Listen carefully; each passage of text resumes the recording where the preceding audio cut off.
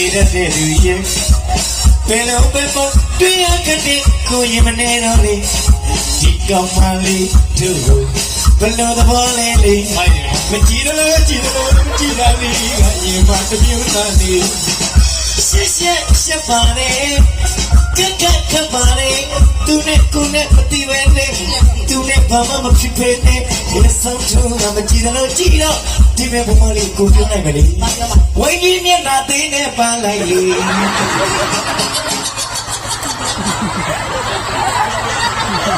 အမေမလေးတော့လားဝိုင်းကြီးအယော ဘာလို့လဲဘာလို့ကောင်းနေလဲကိုရဲ့ တိတိလည်းရှိနေလားလေက